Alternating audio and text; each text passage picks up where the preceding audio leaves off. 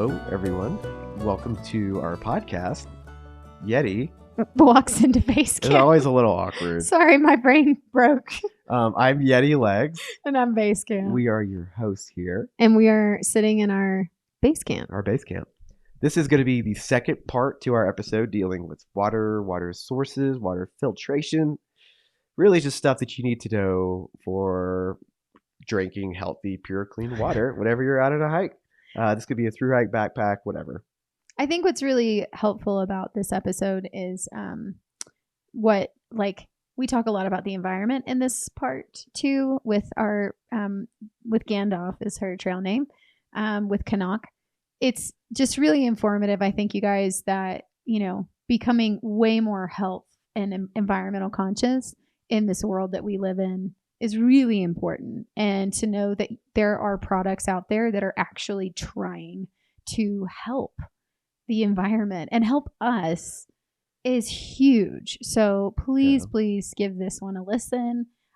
Check out CNOC Outdoors if you have not ever heard of them, or if you have considered buying their products and you're on the fence. I'd say this is 100%. I feel like you should go buy a product after you listen to this because they really care. And I really appreciate that. Yeah, this is a really good, relevant listen. There'll be a link in the show notes. And we hope you enjoy this interview with CNOC. We're going to forgo a drink of the choice. Because we already did in the first part. And a Cotton World update because nothing new has happened in the last 30 minutes since we recorded the other part in part one. Yes. So other than sorry about my Game of Thrones random tangent in part one, I just really it's pretty great. Feel pretty passionate about it, and that's it. But anyway, let's get to it. Cool. Here is the interview with CNOC. Boom. All right. This is the second part of our episode on water filtration, water sources. This is going to be Rebecca. Rebecca, I'm going to try and pronounce your last name. Please correct me if I'm wrong. Rebecca Booroojian. You're right. It's very phonetical. It looks way more intimidating than it is. Perfect. Rebecca Booroojian, a.k.a. trail name Gandalf, is the marketing manager for Minimal Gear, which I had never heard of until I started speaking to Rebecca. Minimal Gear is kind of like an umbrella for two other companies. One you will definitely have heard of. One is called Diorite, and the other is called CNOC, or CNOC, which is actually how we used to pronounce it, which I know is super wrong. It about halfway through my interview, and then I made the switch covertly, but that is also how I thought it was. So it is appropriately pronounced CNOC, right? Yes, that is correct. Okay. Rebecca, you told me through email that you've done two longer hikes, the AT in 2017 and the PCT in 19. This kind of leads me into the first question. Are there any other shorter long trails that you've done that you wanted to talk about? Or do you want to talk about those two? Because PCT in 2019 was a big snow year. Yeah, I did go southbound, which actually was the way to do it that year. So I didn't run into any big sort of snow issues. But yeah, those are the two big ones I've done. I've definitely done shorter ones. I've done the Tahoe Rim Trail twice now. I'm originally from the Bay Area, so a lot of California trails. I've done the California Riding and Hiking Trail, this is not a long trail, but it's one that's very close to my heart. It's the Skyline to the Sea, which is in the Bay Area. I love it a lot. It was the first trail I ever backpacked. Other than that, I do a lot of kind of weekend trips now, but I call myself retired from long distance backpacking. It's a lot of weekends, a lot of kind of, 1 week a year kind of things. And I don't think I have the CDT on my horizon anytime soon. Yeah. It's hard to take 6 months off of life and then come back and reestablish.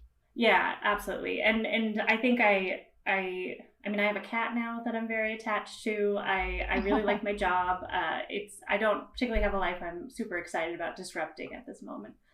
Totally get that. Yeah, we've kind of been diving into these shorter trails a lot lately. And we've been eyeballing like the Centennial Trail in South Dakota. Oh, cool. The AZT, which is still kind of a bigger one, around 800 miles, but it's not a 6 month venture. So yeah, I don't know. That was my 2020 canceled trail was the AZT. The one that didn't end up happening. Got you. Are you planning on doing that one at some point then, since it was on the horizon? Maybe. I will say, we went to the Ruck a couple of weeks ago, the one in with all the West puts on. It was in Cascade Locks this year, or Stevenson. And Liz Thomas Snorkel did a talk on the ACT, and I actually was like, ooh, this sounds hard. I don't know that I really had a grasp on what the AZT was. So still maybe, but I was a little intimidated by her talk. Yeah. I've seen Liz Thomas snorkel. She's popped up in our Instagram feed quite a bit. Who does she work for? Is she sponsored by like any big names or something? Or she is the founder of Treeline Review. They review backpacking gear, and they are very. I mean, I realize that I work for a gear company, so I don't know if I'm qualified to say, like, they're very unbiased and like very. They take really seriously what they do. It's her and Naomi founded it, and they're also just both prolific thru-hikers. Just I mean, if there's a trail out there, one or both of them has hiked it. They hike a lot, and I also think she, for a time, had a speed record on either the AT or the PCT. I think it's the AT. Okay. I hope she doesn't hear me not know what it was, but I think that she had a speed record for a time on one of the long trails. Okay. I was going to ask quickly. You said you're from the Bay Area. My sister and brother-in-law live in the Bay Area. What part of the Bay Area did you grow up in? I grew up in the South Bay in San Jose. Okay. My sister, they live in San Leandro. Is where they live. Yeah. So I go and visit them often. I love all of those trails. They're just honestly so different than you would think California would be. And just having the ocean right there and the mountains. And when it's green, it's just so magical. Yeah. So, I think Bay Area hiking is really slept on. The redwood forests are gorgeous, and you are almost always walking towards the coast. And I just think it's incredible. Yeah. I'm yet to take him to the redwood forest. It'll happen. It's one of my favorite spots. But she wants to link it to a wine country trip. Oh, that also. I mean, you can do that all in one go for sure. Yeah. Right. I really strongly recommend Skyline to the Sea. Okay. I think it's I think maybe 28 miles off the top of my head. So it's a weekend, but it's really pretty. And they had a fire there in, I think 2020, and it was closed for a while, but my understanding it is reopened, and hopefully it goes through an old growth redwood forest, which was where the fire was, but my understanding is it largely survived and is okay. Okay. That's good to know. Thank you for that little tip. We'll for sure have to do that on like a long weekend or something. Yeah. Get our flight points and go. Yeah, we'll add it to the Wonderland Trail, the Oregon Coast Trail. I know, there's so many. That's what it's always like. Yeah. The Lost Trail. Yeah. Before we get into our question set, I have one last question for you. So you hike the PCT. Part of it goes like almost through your backyard. What was your favorite section of the PCT? Was it Cali? Honestly, no. I actually loved the desert, which really surprised me. But I think that was a little bit going southbound. You're towards the end. You kind of have that rose-colored end of trail glasses. The Sierra for me was a little stressful. You know, that's the end of your weather window, and you're rushing. I also got Giardia at the very tail end of Oregon, so all of Northern California, which is a rough section anyway. I was not feeling great. My favorite section is actually kind of Goats Rocks in Washington, and just I thought Washington in general like blew my mind. I love Washington. Yeah, that's definitely my favorite part of the PCT was Goat Rocks. We had this epic, because it was the end of our hike, so we were the opposite, but we had this epic. I don't know if you remember. There's this like overlook where you can see all three. You can see Helen, Adams, and Rainier. It's right after the Knife's Edge. And it's like right in that Knife's Edge section. And we could have finished out that day and gone into town. Like it would have been a big 30+ mile day. And I think we'd only done like 17-ish miles. But we hit this spot and there's 2 campsites open. No one has claimed them. And it's probably about 4 p.m. And that's like early at that point in hiking. And but there was a snow melt right there too. So we were like, we have a water source. We have a beautiful epic campsite. we're just going to do it. Fuck it. Let's go. Yeah, I would have done the same thing. Yeah. I remember that section. I remember someone I sort of was hiking around. I didn't know particularly well. I like got to that point where you kind of can look around and see all four mountains, and there was kind of a middle-aged thru-hiker that I had been hiking around who just was like sobbing, like blubbering. He was just so like, I mean, it was a beautiful section, and I get it. It was like a very and it rained for us all through Washington. It was like a really tough rain year for us in Washington. It was like the first kind of good weather window we got, and it was like this perfect moment for it. So yeah, it was. I remember those campsites. Like, if anyone is listening that is thru hiking, can stay there on a good weather day, like stay there. Like plan for it. Yeah. Camel up if you need to. But yeah. Well, I will say we woke up the next morning. She heard something at night, and we saw puma tracks around our camp. I swear there was a puma. Yeah. There was a puma that was like kind of smelling around, and there was a lot of people there too. But you could hear something lurking. And then a guy who was cowboy camping really close to us said he saw one too. I was like, all right, I wasn't crazy. I know. Yeah.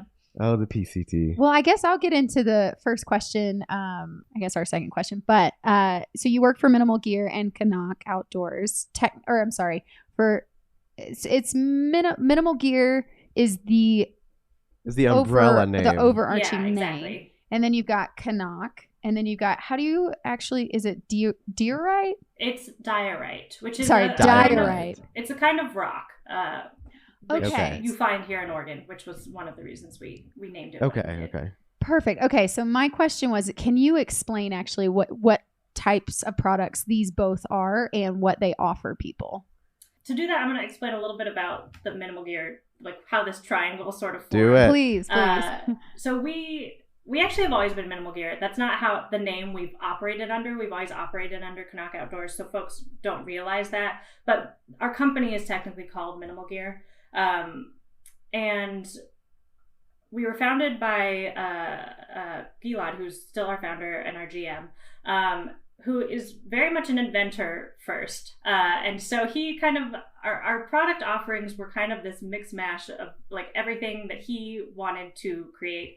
And we had a very disjointed set of product offerings. So a lot of folks don't know our first, the first product we actually made was trekking poles. And we, in 2019, totally onshored them. We started to making and manufacturing them in the US. We're the only brand, as far as we know, that does that. But also in 2019, we launched the Vecto, and the Vecto just became what CNOC Outdoors was known for. Most folks call their Vecto the CNOC, their CNOC bag. So in 2023, we decided to sort of streamline things a little bit. We launched Diorite to host all of our carbon fiber products. And we sort of streamlined CNOC into just a hydration brand. So everything that's made and released by CNOC is hydration focused, starting with the Vecto, which most folks know us for. And then we have water bottles, food bags, flasks. Everything is hydration focused. And over here on the Diorite side of things is all of our carbon fiber products. What kind of carbon fiber products do you have under that one? So we have our trekking poles, which is predominantly what the brand is at this point. And we also make tent poles. We made tent stakes under CNOC. We're going to make them again under Diorite. They haven't quite made the transition yet. And we're going to expand on what we offer. It is really hard to, I think I can say, we are hoping to offer aluminum poles at some point, but it does involve figuring out a whole sort of new material sourcing. We try to source all our materials from the US as well, which is not as easy as you would hope it would be. So we're working on that. But we hope to expand what we're offering. Currently, it's mostly trekking poles. I really want to try them then, because I love carbon. I have Carbon Z Black Diamonds, and I love carbon poles. Like, I like the lighter type of poles. She's had it for like 3 years, so I'm just waiting for it to happen. It's gonna crack. So when that happens, I'll come over to yours and check them out. Cool, you should give them a try. How much does a pair of carbon fiber poles weigh for Diorite? Well, we have two different grips, and our cork grips weigh more. especially because we use compressed cork. So it's not a layer of cork around a plastic inner or like a EVA foam. It's just cork. And I'm pretty sure a single pull is 7. You know what? I'm going to Google it. I'm right. Let's Google it. Let's Google it. Do it. I'm not ashamed of the fact that I don't have our weights memorized. Okay. Weight per pull for a cork pull is 9.8.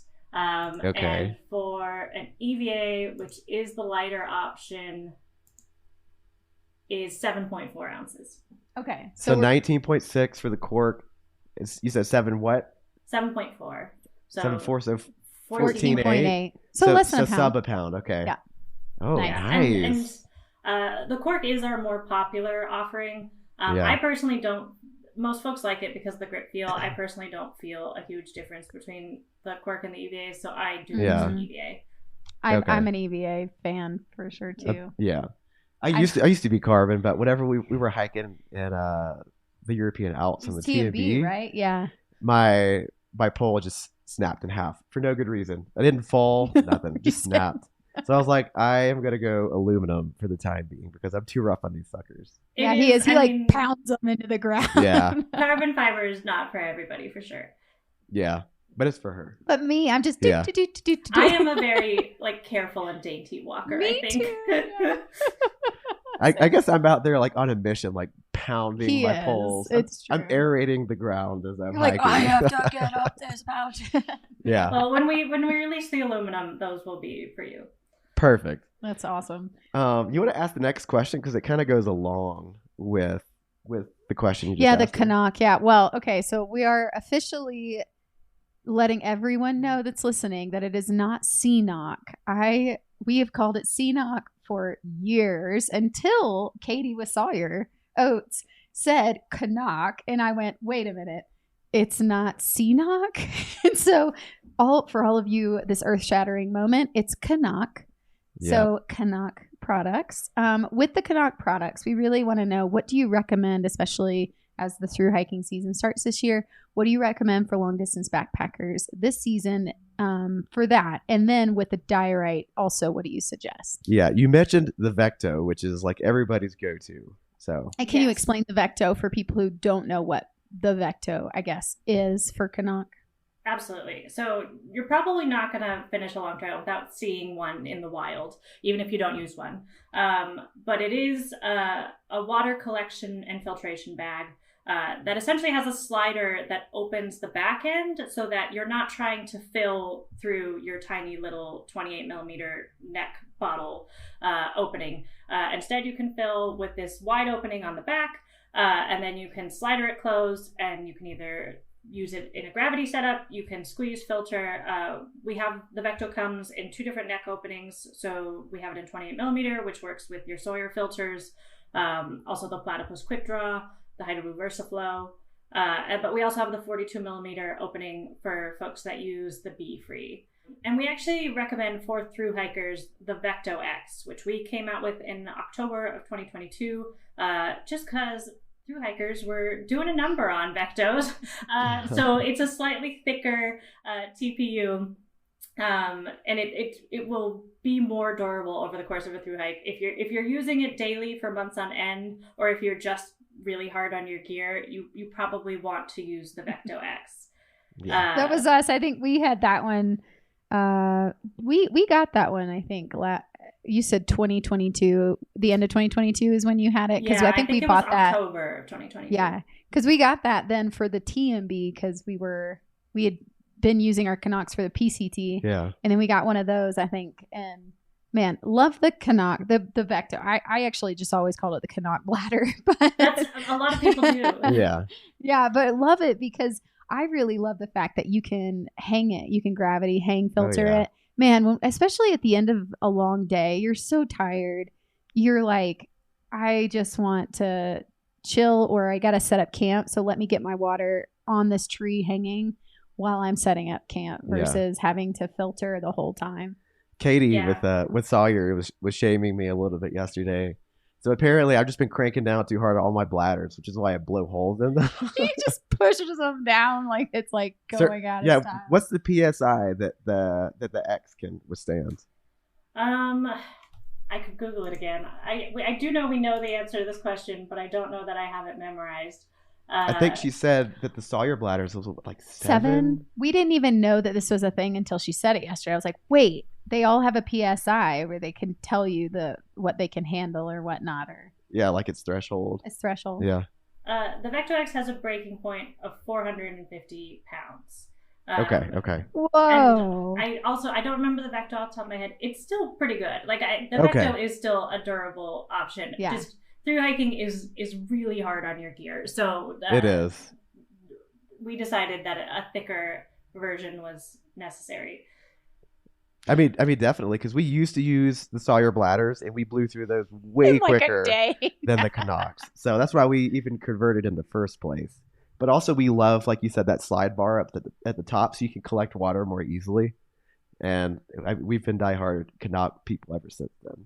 Is there any other products you recommend through CNOC in this season coming up? Is there anything new you guys have released? We have released, I do recommend the coupler. We don't make those. Sawyer makes those, but we do sell them. You should get one. They're like the tiniest. They weigh almost nothing, and they make your life so much easier. But in terms of what we make, the stuff we've released this year is not necessarily the most through hiking focused. We released a range of like flasks that you can use in running vests. We also came out with a line of straws and what we're calling quick caps, which convert the top of our flask so that you can put the straw in them. Folks have asked us this for a long time, so we made what we're calling the quick hose, which is a setup that you can use to turn your Vecto into a hydration bladder. But in terms of things I'd recommend for thru hikers, I definitely recommend the Vessica. This was a product that I didn't even know we made until I started working here, and it's converted me. We are unfortunately out of stock right now. They're having a moment. I think a lot of thru hikers are grabbing them this season. But they are a collapsible water bottle that's roughly the same size and shape as a smart water bottle. We were trying to make an alternative. And then the only other thing. Oh, go ahead. I was gonna say I definitely want to talk a little bit more on that and TPU and what your products are made of. That's actually going to be the next question. Yeah. So I'll just quickly mention. It's kind of a niche product. I don't think it's for everybody necessarily, but we do make a cook bag called the Buke, which is meant to sort of replace for folks that do freezer bag cooking, which was me. You can use it as a reusable cook bag, and that's definitely found its home for some folks. But it is kind of it is a bag still. So if you're cooking in a pot right now, it's probably not for you. But if you're doing the Ziploc bag thing every day, I would consider this as a more sustainable alternative. And then on the Diorite side, we do recommend our trekking poles for thru hiking. They've definitely walked with quite a few folks from Mexico to Canada. Darwin uses them, and he still has the original CNOC pair. Wow. I do try to work that in because our logo has rubbed off on his, but if you see it, he's probably using our poles. They've lasted him quite a while. That's good to know. Seriously, I'm like, okay, because I know I'm going to need poles soon before we do our next long thru hike. So I'm for sure looking at these then, because I'm so glad you said that. I didn't actually know that you made these. So yeah, this is great. But also the food bag, that would be great for cold soakers too, yeah?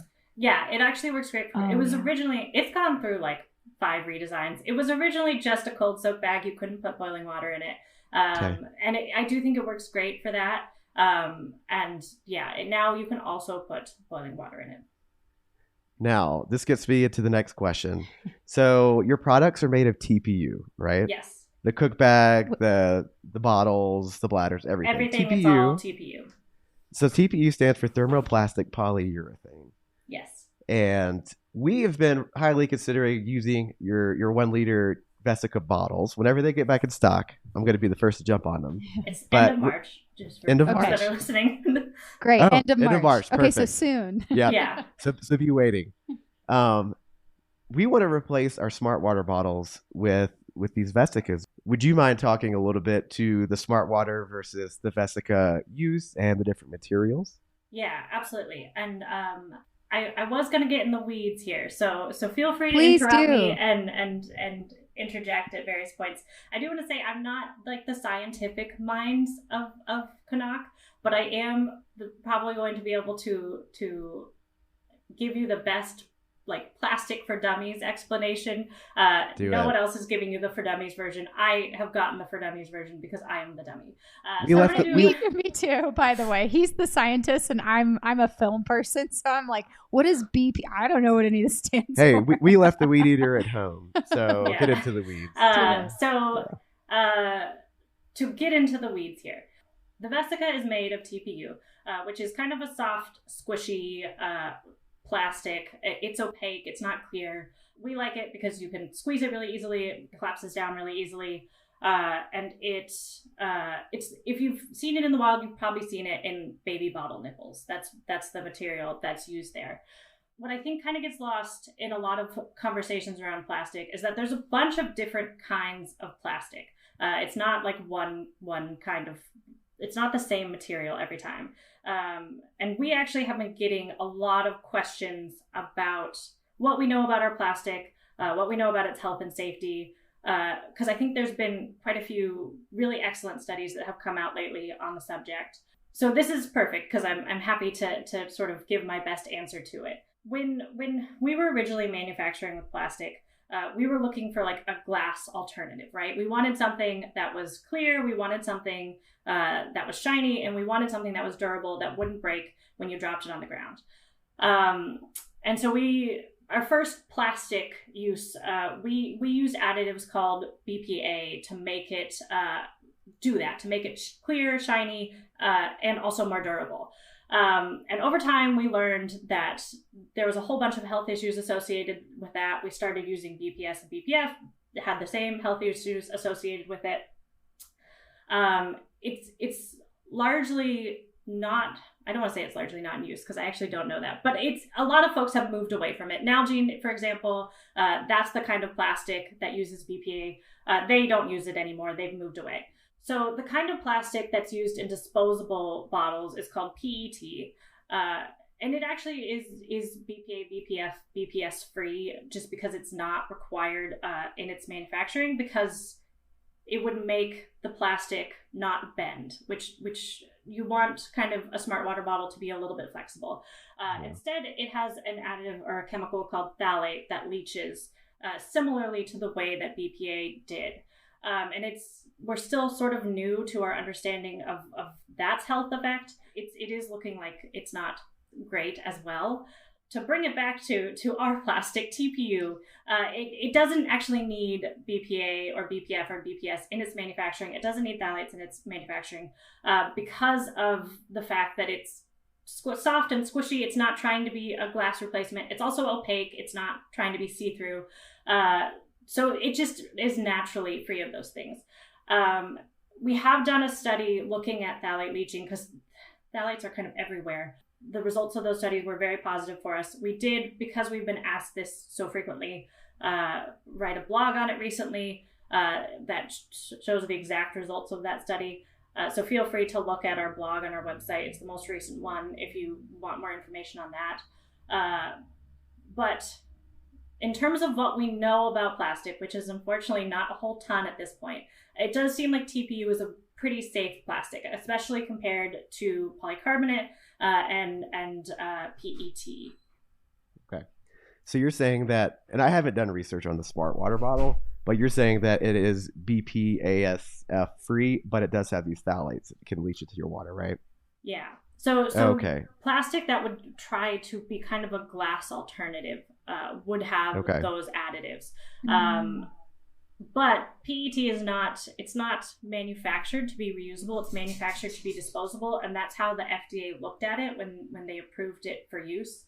And obviously in thru-hiker packs, that's not how we're using it. And I do want to say, I used a SmartWater bottle for both of my thru-hikes. They're convenient. They're so light. It is lighter than the Vessica. I understand the allure for sure. but it is not a product that's been looked at to see if it's safe to be used constantly for months on end.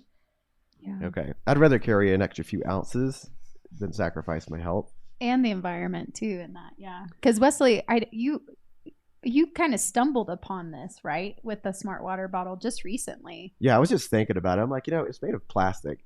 And I feel like there are other alternatives that are probably a little bit more health friendly. Yeah. And then when we were looking at CNOC, he was like, did you know they have this? I was like, I did not know that they had this. And that's when I reached out to you. Yeah. When I found those Vessicas. Yeah. Now, I do want to differentiate that all these BPs, so BPA, SF, these are not what people are calling forever chemicals. So those are the PFAs. So that's a completely different thing. Did you want to talk on that at all? Or how does that relate to TPU? Now we're getting into where I feel less confident, but I'll do my best. It's okay. So a lot of the studies that have come out recently, and a lot of the studies that are looking at these, like the effects of these kind of plastics, they're looking at them in kind of like, what happens if you put this piece of plastic on the ground and then you leave it forever, like you would if it was in a landfill? What does it do to like the ground that it's on? Like what is the impact on the environment of it sitting there for forever?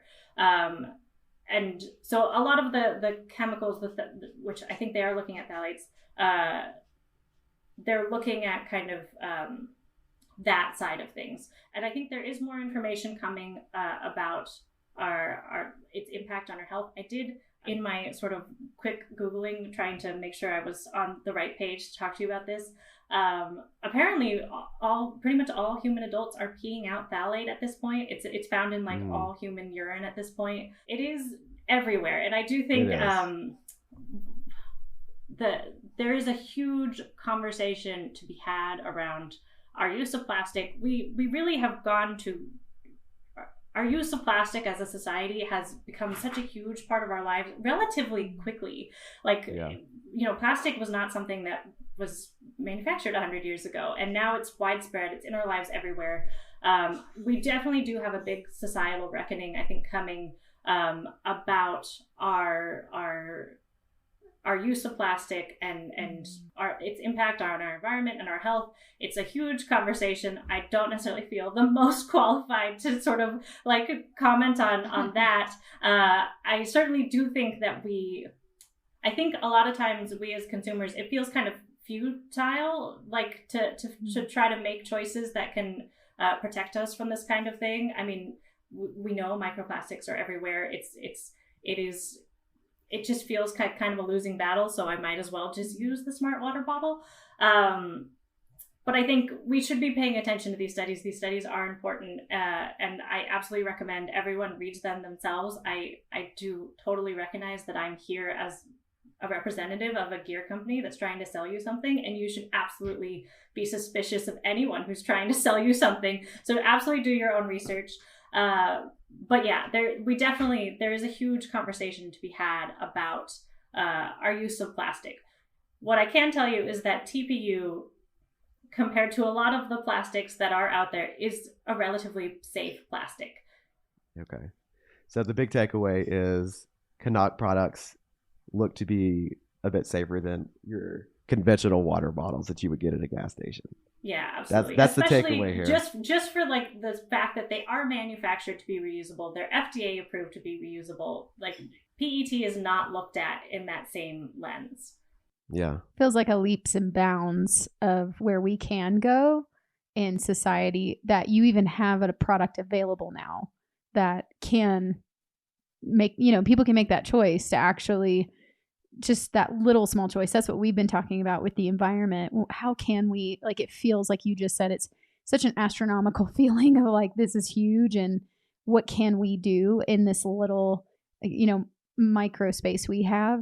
But this is what we can do, is we can stop using smart water bottles, and we can use what you have. And I think that is a huge switch in just even a little, just making one choice. And like, we recycle, and we're trying to find ways in which we can clean the environment and help in our little spaces, And I think we're seeing positive shifts, because government regulations are changing from like waterproofing backpacking material, like raincoats, because they're learning more about these forever chemicals and kind of trying to push away from that a little bit. Yeah. So it's I feel like it's encouraging. There are regulations and laws that are getting passed and legislation that we've been seeing this year going, wow, okay, something is happening here. So I'm really hoping that people will move more towards CNOC.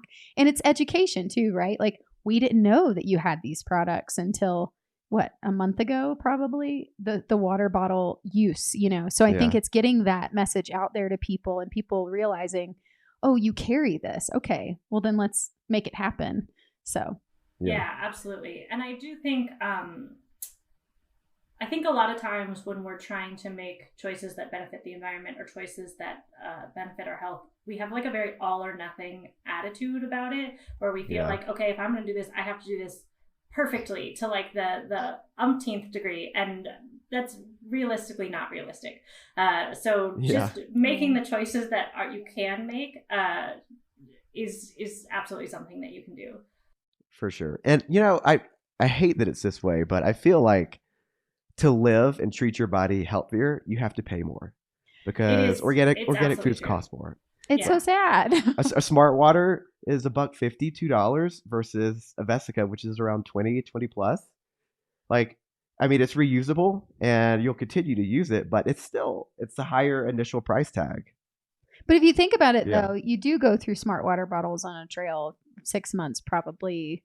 I mean, we probably bought, I didn't like my smart water bottles getting dirtier, and dirtier. So I always switched them out, I don't know, once a month. So if you think about it, you're actually probably paying the same amount. And then throughout the year and years, you're going to be saving money on a CNOC than over a smart water bottle in the long run, which is, I guess if you think about it that way versus instant gratification, which we live in the world of. Yeah. I mean, it's definitely true, but I also do think it is true, unfortunately, that a lot of the choices that are friendly to the environment, that are friendly to yourself, are the more expensive. And even if they do end up being less expensive over time, the upfront cost is still there, which is it's less of an issue with a water bottle, but is going to be more of an issue with more expensive products that have a higher upfront cost. Yeah. It's true. Yeah, and I do want to emphasize we are not sponsored by CNOC. We're not being paid to say any of this. These are our own opinions. I am, so you should take everything I say with a grain of salt. But we've used CNOC products for years, and when we found the CNOC bladder, like it completely changed our life in the water filtration world.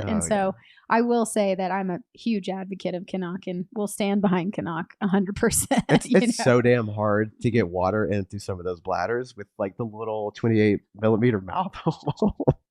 So it's been a game changer. Yeah.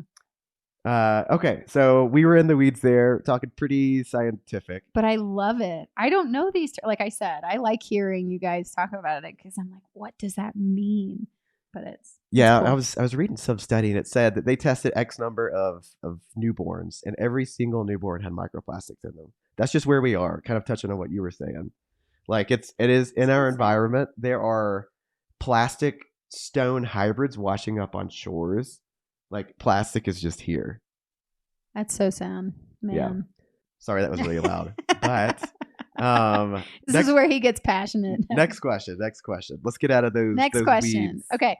Well, since we talked about CNOC and Diorite too, this is my question: is what do you use in your backpacking gear loadout for those products? Yeah, so I obviously use a Vecto. I actually am not thru-hiking these days, so I mostly use a regular Vecto, not a Vecto X. I do obviously have a Vecto X, and I would take it. I don't know if I was maybe in like a deserty terrain, or if I was doing another long hike again. I do use Vessicas. That is the swap that I no longer use smart water bottles, which I think they're handy because they also, if you're doing the gravity filter thing, because they collapse down, you can squeeze out the air and you don't need to kind of burp them or anything. I don't actually cook very often when I backpack, but I do use the Buke as a cold soak bag for my oatmeal in the morning. And I obviously use a pair of our poles. They are actually the CNOC branded ones, though. I don't have Diorite branded poles at this moment because I have a perfectly good pair of poles. So there you go. Yeah. How long would you say the use of the poles last normally? I mean, do they have like an average? I don't know. Darwin's using the OG poles. In our manufacturing, we started manufacturing them in 2019. So if I don't think we've hit it yet. Okay. I do. So they're still going. Yeah, we do. A lot of thought went into their design in terms of making them repairable. So things that like wear out pretty quickly. Our tips are actually threaded on, and they have like a self-threading. So you can use any tip from any store, and it'll create the threads in there to thread it on yourself. So tips, which are always the first thing to go, to replace not just the carbide tip, but the housing is pretty simple.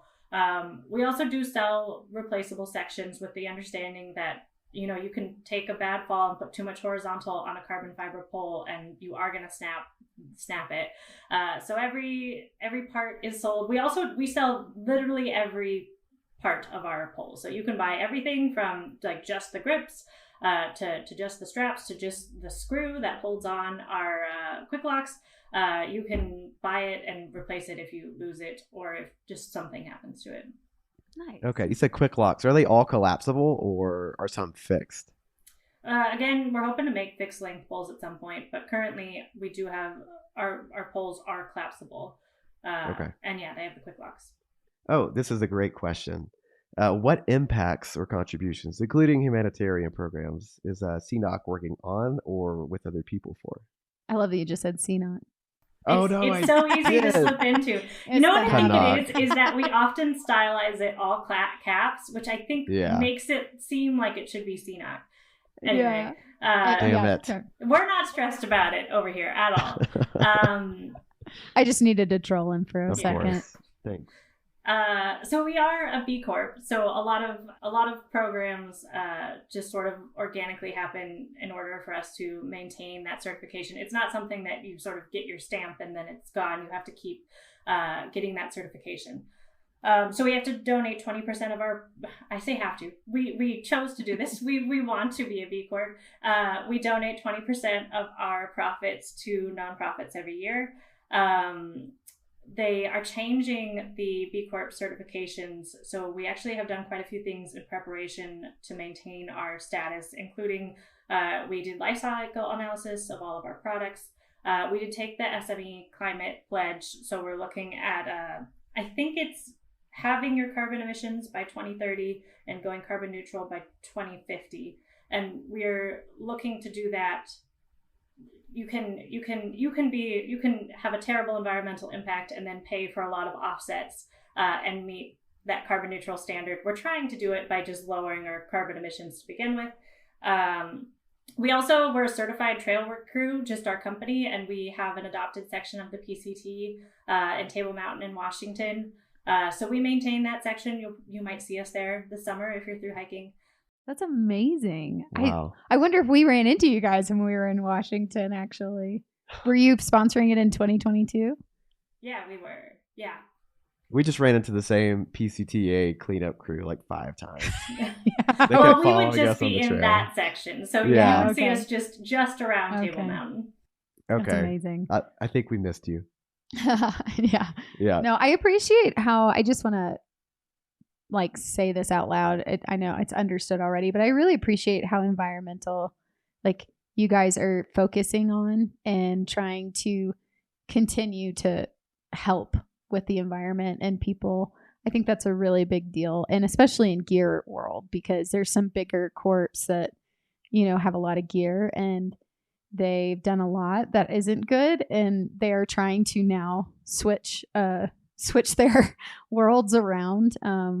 And I think that you guys, the fact that you've already looked into this before legislation ever got involved is a big deal. So I commend you for that. Yeah. Yeah. And I do want to say, as like an individual separate from CNOC and Minimal Gear at this point, it does mean a lot to me to be able to work for a place that, you know, I don't feel awful working at. That's obviously such a luxury that not everyone gets to experience.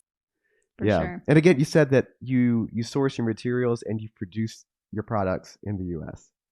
Yeah. So that is true for Diorite. It's not true for CNOC. It's not feasible at this point for CNOC. Yeah. Maybe someday. But plastic manufacturing is incredibly hard to source in the U.S. Do here, yeah. But Diorite is, we source our products as much as humanly possible. I think like our cork grips, there's no manufacturing that we could find, and we hope to make them ourselves at some point so that we can onshore that process. But it just the onshoring that of the manufacture of the poles themselves was a tremendous process. I understand why not very many companies do it, because it is very much swimming upstream. It's not structured to be easy at this point in time. And a lot of times for us to, like, if we wanted to have those cork grips manufactured in the US, we would have to do it ourselves, which means onshoring an industry that doesn't currently exist in the US, and we are a small 5-person company. So it is certainly a challenge. But yeah, Diorite is manufactured in the US. Awesome. Well, thanks for explaining that. Yeah. Is there anything else, like, as we're wrapping up, is there anything else you'd like to share with our listeners or anyone that would listen to the podcast? Katie had a 20-sided die that she liked to throw. It doesn't have to be work related, but anything I want to know how you got Gandalf. Oh, I can share how I got Gandalf. Yes. So I listen to headphones a lot while I hike. I listen to a lot of podcasts and a lot of music, and I was not hearing people come up behind me, so I was not letting them pass.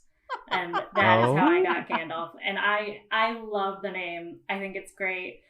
They were originally going to call me Roadblock, and I was like, not creative enough for me. And they gave me Gandalf, and I was really happy with it.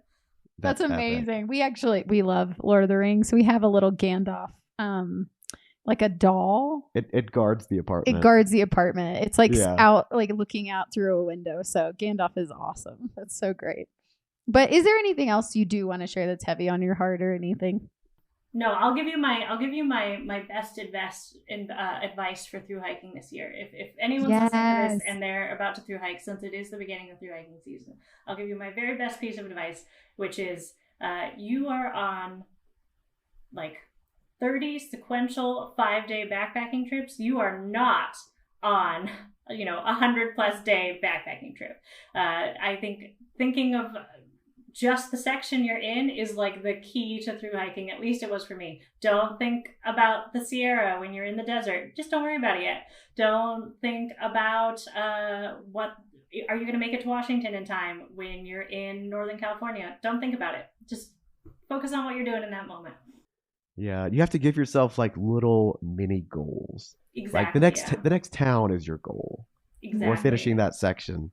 That's such good advice, honestly, because I think that's how, because we're also ultra runners. And so doing like, in a big race, you can't think about the fact that you're doing 100 miles. You have to think about the fact that you're getting to the 7-mile aid station and then the 14-mile. And I think that really helped us on our first thru hike was like, okay, we're getting to the next towns. We're getting to Julian. We're getting to Idlewild. We're getting to, wherever was next. And that really, you're right. That's a real good, just simple mindset to keep in mind. But now we're going to go slower because we're carrying these extra ounces from environmentally friendly TPU. No. What were you saying? I cut you off. I was just going to say that's advice I give, not advice I took. Those were my mistakes when I was thru hiking. Yeah. Well, I definitely, to be honest, I was definitely the one that was freaking out about getting to the end because I had budgeted. It took me 6 months, but I literally did mile to mile to mile to mile to mile. And I put it on an Excel spreadsheet with all the resupply towns, all the water sources for the PCT. and I budgeted all of our time out, which was not fun. Let's be honest. He was like, I need to take a 00 here. I'm dying. And I was like, no, we cannot take a 00. Like, we have to get to Washington before the fire. It's just all these different things. And we did finish, and literally within 2 hours of them shutting down the trail because of the fires. But I think we would have gotten there anyway. Yeah. The mental process of not enjoying the journey. And I told Wesley, I said, our next long thru hike, I just want to not do that. I just want to go. I just want to enjoy. I just want to get lost in nature, and be in it and enjoy an adventure. Yeah, absolutely. Yeah, I agree with that. Yeah. Jeez. Well, thank you so much, Rebecca. Or Gandalf, I really appreciate just you taking the time to talk to us. This was so informative and I love it. So thank you. This is good, juicy stuff here. Yeah, absolutely. And again, this is a conversation we've been having with a lot of folks individually lately. So to get a chance to share it with a larger number of folks. I do hope if any chemical engineers were listening to this, I hope I did okay. I'm not a chemical engineer. Neither one of us are, but we're trying to explain it the best that we can. Yeah. So. Yeah, for dummies is a better way of explaining it, I think, because I mean, not everybody's a chemical engineer. So we'll get some links connected to you and to CNOC in the show notes here. Do you want to tell folks where they can find you? So you can find me personally on my Instagram. It's Becky Booroo, which is Booroo. I will say there's a lot of pet content there over hiking content now, but I do have a couple of fun hikes planned this summer, so there will be something. Cool. In terms of CNOC, you can find CNOC at CNOC Outdoors. That's CNOC Outdoors. Diorite, you can find at Diorite Gear. We'll talk about when we have Vessicas back in stock on our Instagram, so you can keep track of that there. Perfect. Awesome. And we'll also have a link to where you can go and check out the CNOC website. There might even be a discount code in there. I guess we'll see. Yeah. And that was such a good interview with you, Becky. Thank you so much. Thank you. No, thanks for having me. For sure. You have a great day. Well, we hope you guys really enjoyed that episode. We really did. I loved it.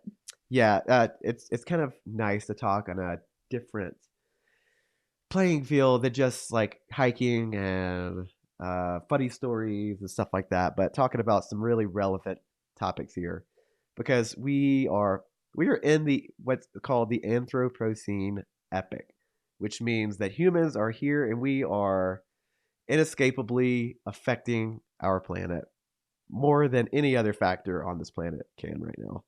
Just so everyone is aware, I don't know if we've ever told our listeners this, but Wesley is actually a legit, like, he got his his major in chemistry. He has a master's in public health, and he's going back to school right now and has like maybe a semester or two left of ecology and ecosystem science. So he does know what he's talking about. It's not like he's pulling this out of his ass or anything. Like, when he's talking through these things, it's because this is what he's studying or this is what he is learning constantly, which I love the perspective of this, because this isn't my world. So I ask him all the time these things that are happening to our planet. Yeah. I could go on a very long tangent about climate change and global warming and how there's so much evidence that it's actually real. And so all the naysayers are just choosing to ignore obvious facts. Yeah. But I won't go down that rabbit hole because I don't want to offend anybody right now. But if I did go down the rabbit hole and you're offended, don't listen anymore. Just turn it off. Just turn it off. No, but this is a really great episode with Gandalf. She's such a gem and really is passionate about what she's doing and what CNOC is doing. Really minimal gear. And man, I really want to go and buy a ton of their products now that I didn't realize they had in Diorite. I'm definitely checking out their carbon. Their trekking poles, because I did not realize they had that. So so we hope you enjoyed it. You know what I just realized? What? I just realized the only person on the PCT that I saw using a Vessica, so one of those CNOC water bottles, was Optimist. Optimist! Yeah. I forgot that you had those. Right? You were setting the trend before you knew it was a trend, buddy. Yeah, you hipster. I know. Well, I really hope that people start going and buying those, because we are definitely getting some now that we know about it. Jump on the new stock, whatever it's released. Watch for it at the end of March. Which is probably when this podcast is coming out. And we will have, clearly we have a discount code with this one. So please use it to be able to get them before you start your hike. Yeah. And to that, we want to talk a little bit before we wrap things up here. We're going to talk about the bladders that we use now and how to really What? Sorry, we don't. Well, we need to get another CNOC bladder because we need to get another one. We actually blew through ours. Yeah, but we used it so much. But we do use the 2 and the 3 letter, the Vecto CNOC bladders, the 28 millimeter, because we use the little blue coupler that'll connect that CNOC mouthpiece to a Sawyer filter, and we could just do gravity hangs with it or just filter it, and it's just a lot. We prefer that to the Sawyer bags. Yeah. To be honest with you. Yeah, for sure. And I think that the Vecto really allows you to collect water from hard to access sources, because it does have that sliding top, and you can make like a little mouth. And if you have a really poor water source with a low flow, you could definitely acquire water with that. But sometimes you might have to do some what we call gup engineering. You'll just gather up some little rocks and leaves, and you'll make a little mini like dam, which forces the water to flow at a smaller point, which gives you like a bigger, faster flow usually. And if you got to, stick a leaf in there as a little funnel. The gup engineering, did we mention it yet in the podcast? Gup is this sweet man that we got to thru hike with in SoCal, and he's got to be in his like late 60s, I think, or mid 60s. Yeah. And he was an engineer, and there was this one specific water source that was just horrible in SoCal, but we had nothing else for the next like 20 probably miles. Yeah. And he created this little dam with the leaves, and he just did something so cool so we could all get a trickle from it. It was very brilliant. It was. So gup engineering. Gup engineering. Yeah. And one last thing I'll say about this is know your water source. So ideally, you want to get water from inlets that feed into larger bodies of water, especially if the larger body of water is close to a road, because a lot of these filters, like Katie was saying, they filter out like all these pathogens, but they can't filter out metals. And heavy metals are something that can be found in water sources close to roads. So just be aware of where you're pulling your water from. And again, if you could pull from smaller inlets that feed into bigger bodies of water, I would definitely recommend that instead of like pulling from the Animus or some larger body of water here, like I actually saw on the Colorado Trail. I had a guy warn me about pulling from that water. Wait, what? Yeah, on the Colorado Trail, the dude, he was like, yeah, pull from some of the little inlets feeding into the Animus, but not the Animus because it follows the highway. Oh, okay. Yeah. Heard. Heard. Well, don't we have a few of our listeners and also Tramley people that shared their water source? Oh, they gave testimonies on the water filters that they used on some of their hikes. Yeah, so give those a listen right now as we, I don't know how to transition that. So testimonies coming in 3, 2, 1. So I originally was using the Cat9 B-Free and not the Sawyer Squeeze, and I thought I had my reasonings that made sense at the time. The Cat9 B-Free is smaller, lighter, and cheaper than the Sawyer. So I knew at the time like it wouldn't last as long because it is not a back flushable filter. Even though like you could back flush it, you're not supposed to. So there's some risk there. So I knew it wouldn't last as long. But my argument was, oh hey, it's cheaper and lighter and stuff. So if I have to replace it more often, still probably is like equivalent. That is until I tried the Sawyer Squeeze. So I bought one on trail because that's what was available. And I'm a convert like 100% because I didn't realize because of that back flush ability, the Sawyer Squeeze lasts not just a little longer than the B-Free. It lasts like many times longer, like 3 times as long, 4 times as long, maybe 5 times as long, maybe, because you're filtering water sources on trail. They're rarely pristine. And so the Cat9 would clog, it flows so good when it's new, unreal. And then it clogs pretty fast. And there really is nothing you can do about it. They say you can swish it in the water. That does basically nothing. So as soon as it goes downhill, like you have to replace it. So it's not cheaper enough to be worth that. So the Sawyer is like a way better value. Also, the thread diameter on the Cat9 is like 42 millimeters. And so it doesn't fit a lot of stuff. It only really fits stuff that's, unless you get lucky, it only fits stuff that's built for that filter, which on trail can be a problem because if your bag terrors or whatever, you'd be hard pressed to find something else, on the trail, which that in itself is enough to seal the deal for me. But the Sawyer Squeeze has the 28 millimeter, I think it is, which is like SmartWater size. It's freaking everywhere. So that reason alone would be enough. But also for the $10 more, it lasts literally like 300% longer, 400% longer. So that's why I switched, and I'm a huge believer in the Sawyer Squeeze at least over that Cat-O-Nine Be-Free. Hello. This is Cuppa. So on the topic of water filters, so I have only ever used two different types of water filters. One's the Sawyer Squeeze, which I think is the most popular one on trail that I've seen. And the other was the Platypus Quick Draw. Another is similar, really similar to the Sawyer, but it's just like one where you screw onto the bottles. So I use smart water bottles and whatever other bottles I could get my hands on as well that would fit onto it. And then the Sawyer I use for the PCT, and I actually found it was brilliant in the end. It lasted the whole 6 months, so I was so impressed with it. The only thing with it though was that all the little bits that come with it, like the little screw-ons on the tops and stuff, I found that I broke them really easily. They didn't last too long, but the actual main shell of the squeeze, the big black bit, I think it's bomb-proof. And the plastic bit on the bottom, that never wore down, so it never leaked water for the entire trip. Honestly, it just worked perfectly. I think it had been a year then or so since I left the trail, and I started doing some other hiking in Europe again. So I swapped to a different brand called Platypus, and their filter called the Quick Draw. This one actually looks a bit more swanky. I think it was about 50 quid, something similar. But it feels way sturdier. I did have some problems with it though.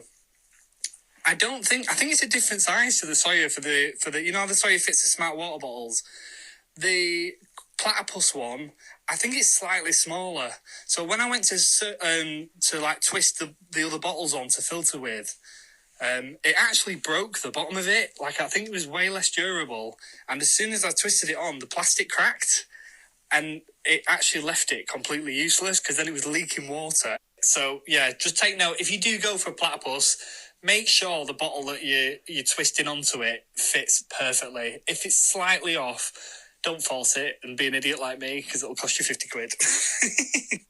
Another one is O-rings. I don't know a single hiker that's not had a sob story about losing an O-ring at some point or just them breaking or just being too squishy inside of the filter. I think if you screw down too hard sometimes, it doesn't quite work right and it starts to leak. So I actually went to probably the equivalent of what you call it is like a hardware store or maybe like a fishing tackle shop, something like that. Just picked up a small O-ring that fit inside of it perfectly. That was a bit harder, and that lasted the whole trail. So either pick up a new one or simply just carry spare O-rings with you because you never know. I think I bent over a waterfall once and looked back up to screw it on and it just disappeared.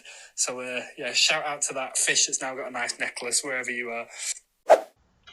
So I mostly use a Sawyer Squeeze. I think I used a Katahdin at one point, but realistically, I'm mostly here because I really wanted to say that you don't always need a filter.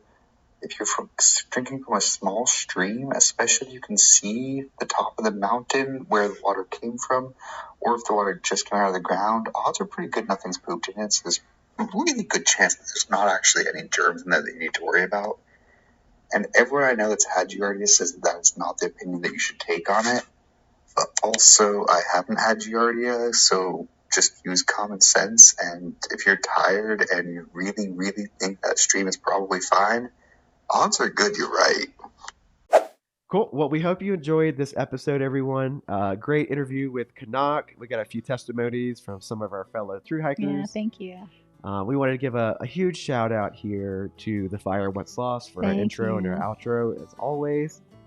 New album out called Bannerman. Go check it out. Super good. Super good.